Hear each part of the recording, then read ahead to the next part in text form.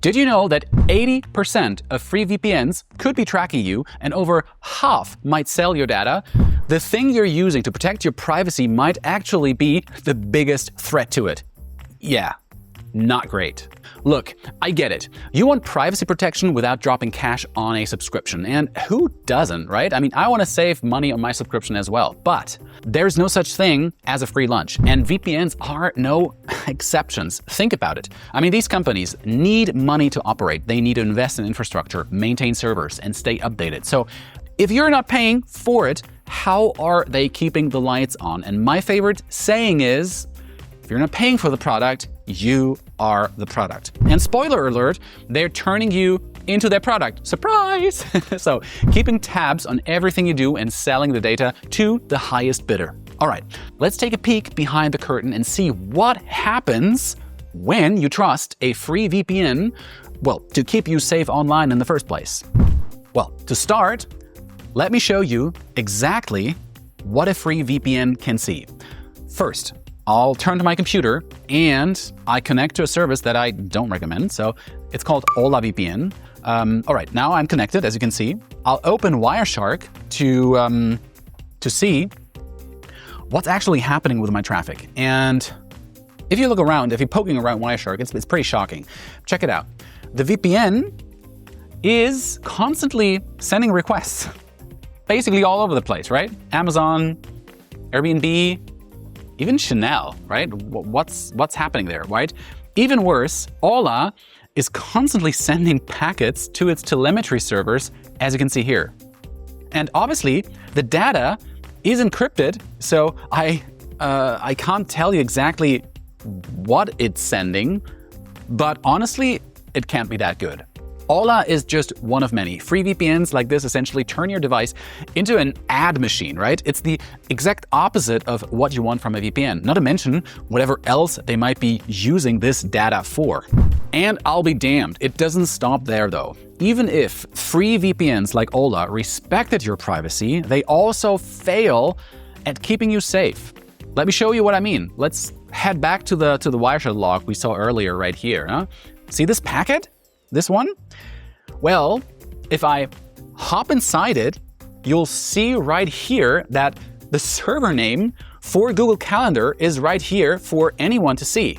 And that means that the VPN encryption failed, and basically I was browsing without protection. So yeah, if you're wondering about the risks of free VPNs, remember this. Your data can be intercepted when encryption is weak, or worse yet, non-existent, despite marketing claims. Fortunately, it's not all doom and gloom. There are free VPNs out there that are actually decent, and I ran the same test with Wireshark on all of these and found none of the problems that I showed you earlier. So if you just want a quick list, these are number one, ProtonVPN, highly recommended, open source, Swiss-based provider, then PrivadoVPN, then Hide.me, TunnelBear, and then there's also Windscribe. Proton is my favorite option for privacy purists. It offers a legitimate free tier with no data cap, right? I tested it extensively. They don't log your activity. They don't sell your data. It's all laid out in their privacy policy, which of course I read line by line if you know my videos.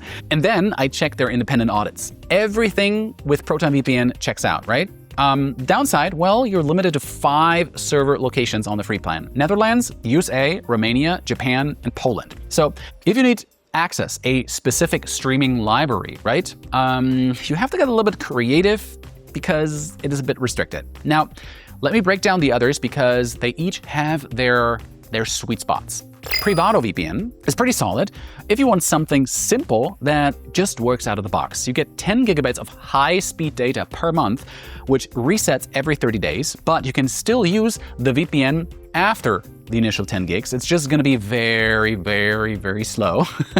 The free plan includes servers in 10 countries, and you can use it on unlimited devices. That's nice. If you're someone who needs occasional VPN protection for basic browsing and doesn't want to think too hard about it, PrivadoVPN's free tier is a great starting point. And remember, I have all the links in the description box below, so after watching this video or right now, you can just click them and then get your free trial started. Hi.me is interesting because it's generally focused on privacy-first users. Their free plan gives you 10 gigabytes per month with access to 8 server locations. They've got a verified no-logs policy, which is great, and they're one of the few free VPNs that includes a kill switch, even on the free tier. Now, where's the catch, you're asking? Well, you're limited to one device at a time. So if you are a single device user who prioritizes security over convenience, Hi.me, I think, is a good pick for that. Now, TunnelBear. It's cute, right? There's a cute little bear icon. It must be good, right?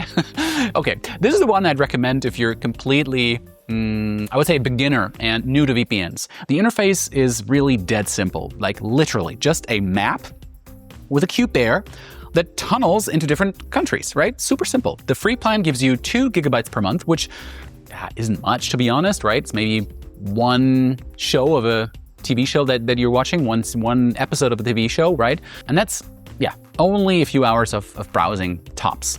Not enough for daily usage. But here's what makes TunnelBear stand out. You get access to all 45 server locations, even on the free plan. So Proton gives you 5, Windscribe gives you 10, and TunnelBear, well, 45. So if you need occasional access to a specific country for quick geo-unblocking, for tasks, I mean, TunnelBear is pretty much your best pick here. And then there's Windscribe. This one's a bit different. You get 10 gigabytes per month on the free plan, but you can actually bump that up to 15 if you confirm your email, if you tweet about them. So they're like a little bit of these perks after activating the account. Now, the free tier includes 10 server locations spread across North America, Europe, and Asia. And what sets Windscribe apart is the extras. Even the free plan includes their Robert feature, which blocks malware, blocks ads, and trackers at the DNS level. I tested it against known malware sites and it actually worked. So if you want a free VPN that does more than just mask your IP, Windscribe packs the most features, I would say. So what makes these providers different? Now, the answer is their business model.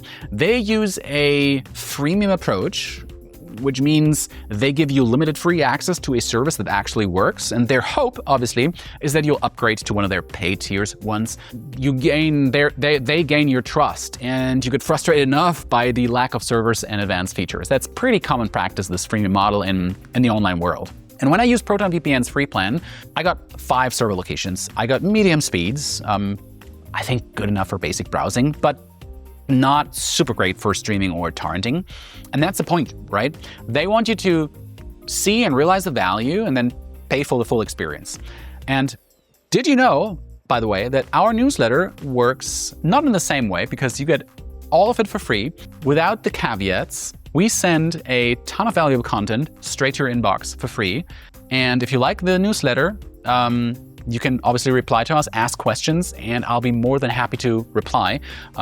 We already have thousands of people on the list, and you can unsubscribe anytime you want, and you find the link in the description to the newsletter in the description box below. After testing dozens of VPNs, both free and paid, the verdict is pretty clear, I would say.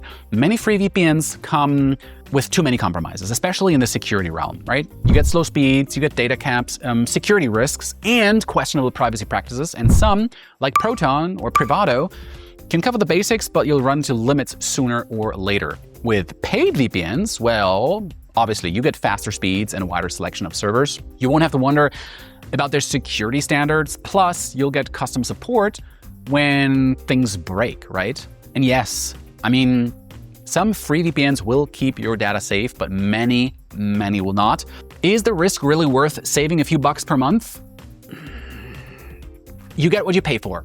And when it comes to protecting yourself online, that's not where I would want to cut corners, to be honest. If this video helped you understand the real cost of free VPNs, subscribe to the channel for more honest security breakdowns. And as always, thank you very much for watching and see you in my next video. Bye-bye.